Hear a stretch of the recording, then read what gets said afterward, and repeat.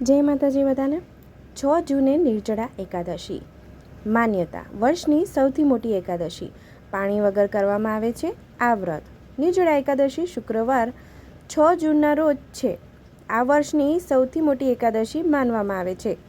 જેઠ મહિનાના શુક્લ પક્ષની એકાદશીનું ખૂબ મહત્વ છે, કારણ કે આ વર્ષ એક તપસ્યા તરીકે માનવામાં આવે છે। હાલમાં ગરમી ચરમસીમાએ છે અને આ સમય દરમિયાન ભક્તો આખો દિવસ ભૂખ્યા અને તરસ્યા રહે છે, પાણી પણ પીતા નથી અને ભગવાન વિષ્ણુની પૂજા કરીને મંત્રોચ્ચાર કરીને શાસ્ત્રોનો અભ્યાસ કરીને ભક્તિ કરે છે। એવું માનવામાં આવે છે કે જે ભક્ત વિધિ મુજબ નિર્જળા એકાદશીનું વ્રત રાખે છે તેને વર્ષની બધી એકાદશીનું પુણ્ય ફક્ત એક જ વ્રતમાં મળે છે। આ માન્યતાના સંબંધમાં પાંડવોના પુત્ર ભીમ અને સંબંધિત એક વાર્તા પ્રચલિત છે। આ વ્રત ભીમે પણ રાખ્યું હતું, તેથી તેનું એક નામ ભીમસેની એકાદશી છે। ઉજ્જૈનના મહાભારત સમયે ભીમ સિવાય બધા પાંડવો બધા એકાદશીના દિવસે ઉપવાસ કરતા હતા। ભીમ માટે ખોરાક વિના જીવવું ખૂબ મુશ્કેલ હતું અને આ કારણથી એકાદશીનું વ્રત રાખી શક્યો અને એક દિવસ ભીમે વેદવ્યાસને એક એવો ઉપાય જણાવતા કહ્યું કે જેનાથી તે પણ એકાદશીના વ્રતનું પુણ્ય મેળવી શકે। મહિનામાં 2 વાર ભૂખ્યા રહીને ઉપવાસ કરવામાં જો તેને મુશ્કેલ થતી હોય, પછી ઋષિ વ્યાસે ભીમને સલાહ આપી કે જો તે બધી એકાદશીનું પુણ્ય એક સાથે મેળવવા માંગતો હોય તો જેઠ શુક્લ એકાદશી પર પાણી વગર ઉપવાસ કરવો પડશે।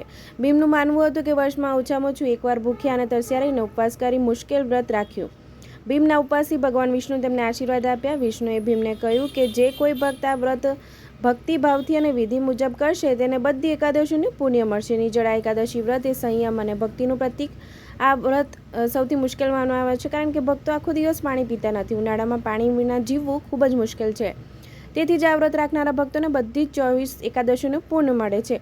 આ ઉપવાસમાં સંયમની કસોટી થાય છે। એક ભક્ત આખો દિવસ ખોરાક અને પાણી વગર રહીને પોતાની કેવી રીતે નિયંત્રિત કરે છે અને ભક્તિ કરે છે, આ કારણોસર આ વ્રત સંયમ અને ભક્તિનું પ્રતીક છે। આ રીતે તમે એકાદશીનું વ્રત રાખી શકો છો। જે લોકો નિર્જળા એકાદશીનું વ્રત રાખવા ઈચ્છતા હોય તેમણે દશમી તિથિ 5 જૂનના રોજ સાંજે સાત્વિક આહાર લેવો જોઈએ। વ્યક્તિએ વહેલા સૂઈ જવું જોઈએ અને સવારે સૂર્યોદય પહેલાં ઉઠવું જોઈએ। સ્નાન કર્યા પછી ઉગતા સૂર્યને જળ અર્પણ કરો। ઘરમાં મંદિરમાં ભગવાન ગણેશ, ભગવાન વિષ્ણુ અને મા લક્ષ્મીની યોગ્ય રીતે પૂજા કરો। ભગવાન ગણેશને દૂર્વા અને લાડુ અર્પણ કરો। વિષ્ણુ લક્ષ્મીને પીળા ફૂલો, તુલસીના પાન, અગરબત્તી, દીવા વગેરે અર્પણ કરો। ભગવાન સમક્ષ નિર્જળા એકાદશીનું વ્રત રાખવાની પ્રતિજ્ઞા લો। આખો દિવસ ખોરાક અને પાણી વગર રહેવું। વિષ્ણુ સહસ્ત્રનામનો પાઠ કરો અને હરિનામનો જાપ કરો। દાન કરો અને જરૂરિયાતમંદોને ભોજન આપો। સાંજે પૂજા કરો અને રાત્રે વહેલા સૂઈ જાઓ।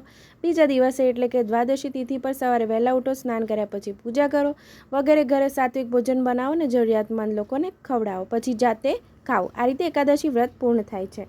મિત્રો, જો તમને મારો વિડીયો ગમ્યો હોય તો લાઇક, શેર અને સબસ્ક્રાઈબ કરજો। આવજો।